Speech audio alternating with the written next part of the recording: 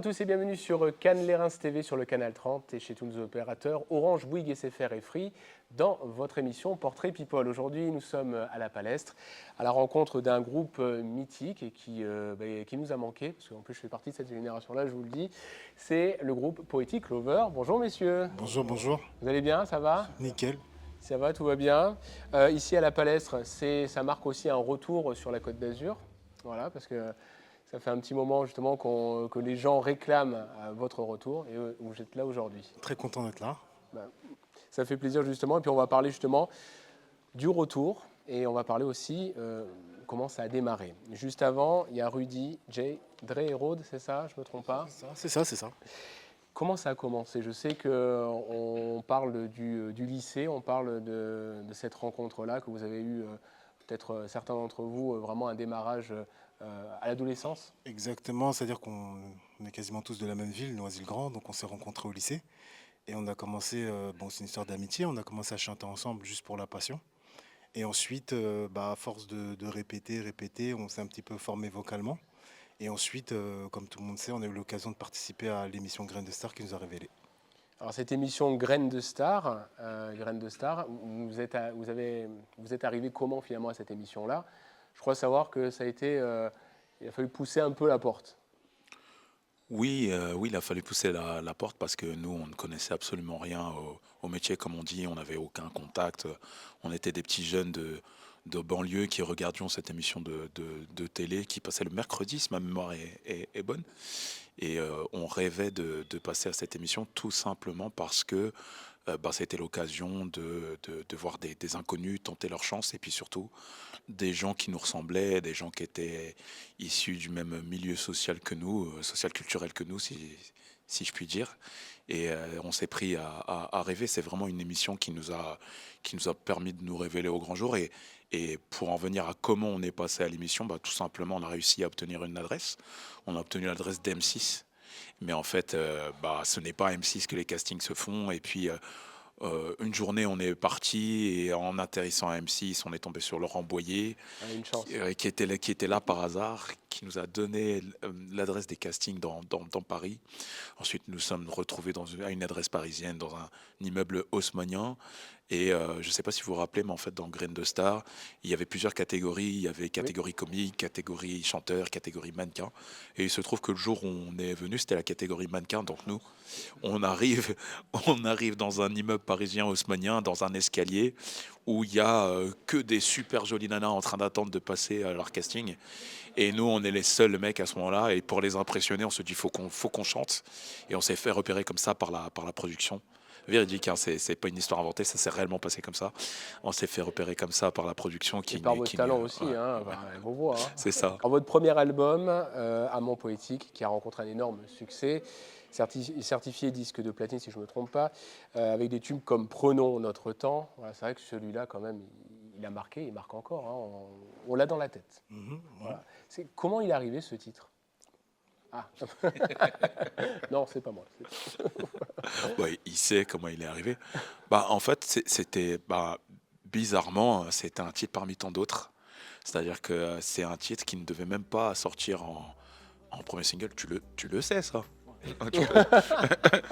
Donc, vas-y, tu vas raconter. En fait, c'est un titre on commençait déjà à composer nos propres chansons.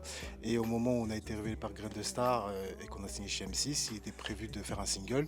Le single qui était prévu, c'était pas du tout celui-ci. Et Prenons notre temps, c'était la phase B de ce single, parce qu'à l'époque, il était de coutume d'avoir un morceau et d'avoir un CD de titres et d'avoir une phase B avec un second titre.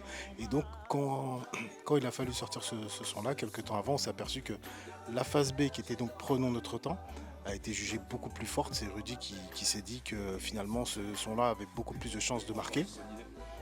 Ouais, très bonne idée. Et donc finalement on a réussi à convaincre la maison de disques en disant c'est ce titre-là qu'il faut sortir. Et la suite, tout le monde la connaît. Voilà, qu'il en soit ainsi, notamment. Voilà. C'est des titres quand même qui ont marqué une sacrée génération. Et alors on parle aussi souvent de l'inspiration. Il y a une comparaison qui est faite, mais c'est aussi une belle comparaison. On parle de Boyz II Men également aussi. Ça vous a inspiré, ça aussi? C'est des artistes qui... Il connaît mon amour pour Boyz II Men, c'est pour ça qu'il me dit voilà. ça. Alors, Et pour les autres groupes. Et pour les autres groupes, non, bah oui, cette comparaison, enfin, elle est flatteuse. On va pas en dire le contraire. Moi, personnellement, je suis tombé fou amoureux de ce groupe-là quand j'avais 13-14 ans. Donc oui, ça nous flatte énormément. Mais il est vrai qu'on aime vraiment aussi à dire qu'il y a beaucoup d'autres groupes qui nous ont, voilà, qui nous ont inspirés et qu'on porte beaucoup dans notre cœur. D'ailleurs, dans les albums, pour ceux qui connaissent un peu le R&B, Fier d'avoir ton love, c'est pas du tout un titre référence à des titres de Boyz II Men, mais beaucoup plus R&B, comme des groupes comme Blackstreet ou des groupes comme Jodeci, Druil, etc. Donc voilà, mais par contre, oui, effectivement, le simple fait de nous comparer à Boyz II Men, bah oui, c'est quelque chose de plus. C'est vraiment c'est flatteur. Maintenant, restons plus ou moins objectifs, voilà, ça reste nos maîtres et voilà. Alors, en parlant de maîtres, il y en a d'autres aussi. Je pense en 98, vous avez enregistré Personne ne saurait et de parler de Carol Fredericks.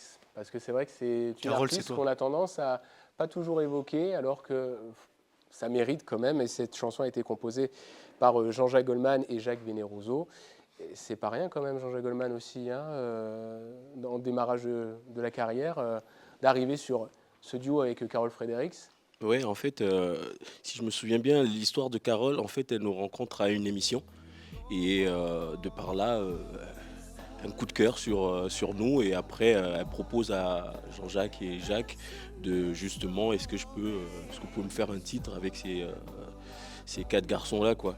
Et après, il y a la C'est rencontre. son idée. Voilà, c'est ça, tout à fait. C'est l'idée de Carole, parce qu'elle était sur son album solo, justement. Parce que vous savez qu'elle était avec le reste, c'était Avec son Goldman album. Jones, voilà, c'était Voilà, c'était c'est ça. le trio. Voilà, et elle voulait faire son album solo.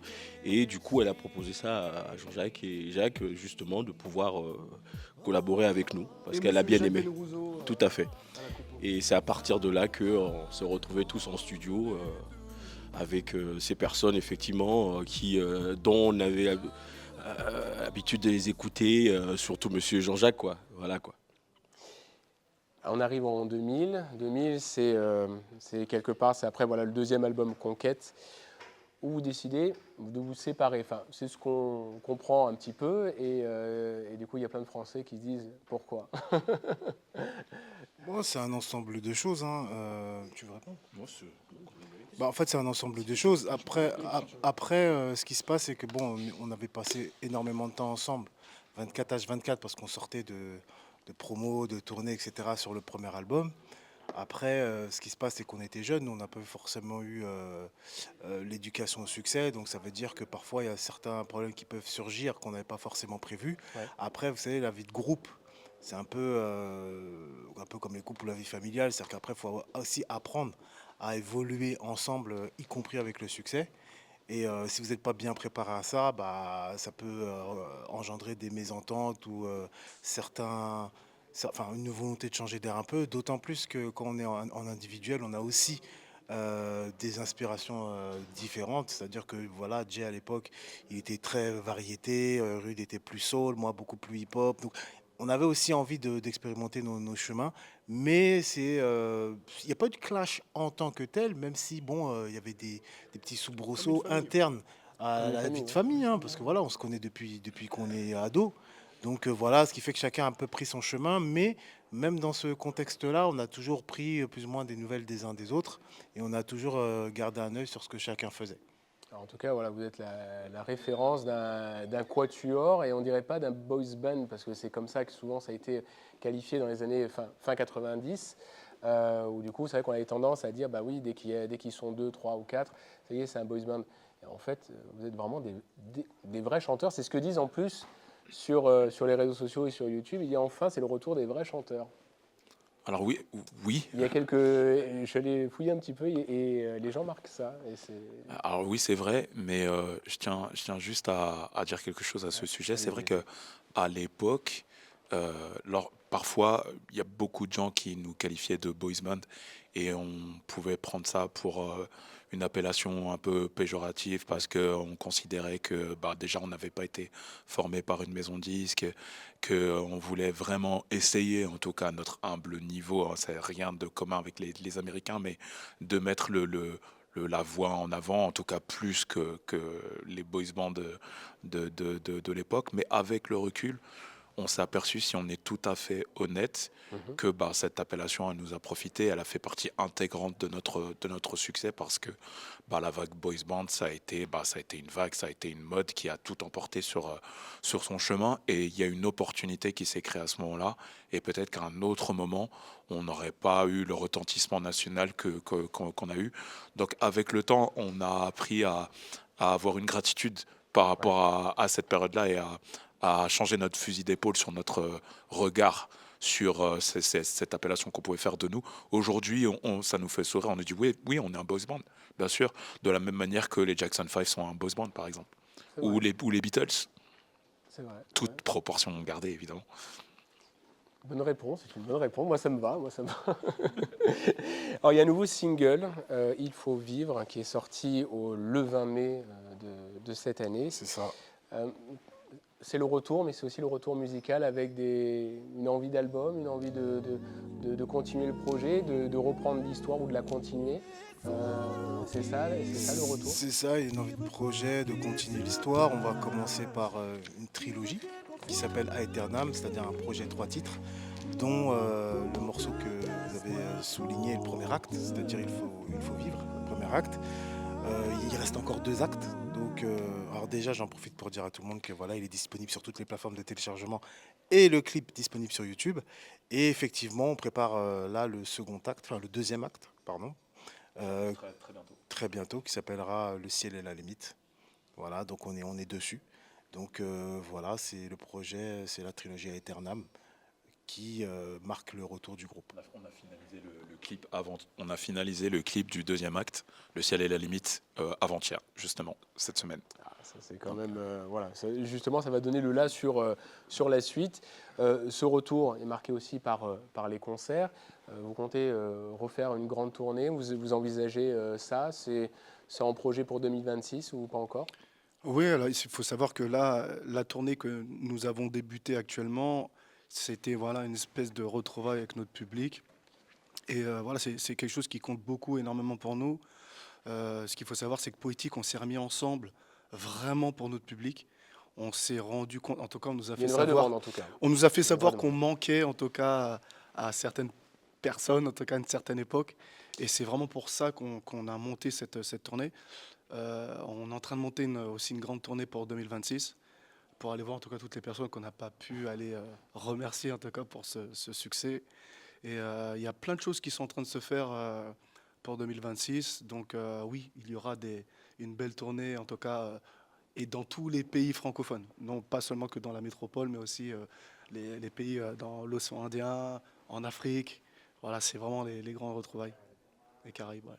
Bon, ben voilà. En tout cas, qu'est-ce qu'on peut vous souhaiter? Plein de succès encore.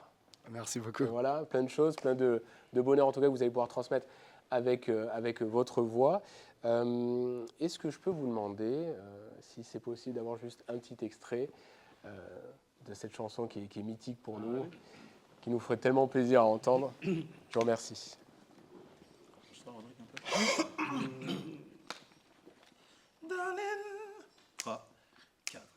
Darling, faisons l'amour ce soir, tous deux immergés dans le noir, car ton corps m'appelle, délire sensuel, des plaisirs charnels, avant que le jour se lève, avant que la nuit s'achève, et passionnément, allons doucement, prenons notre temps.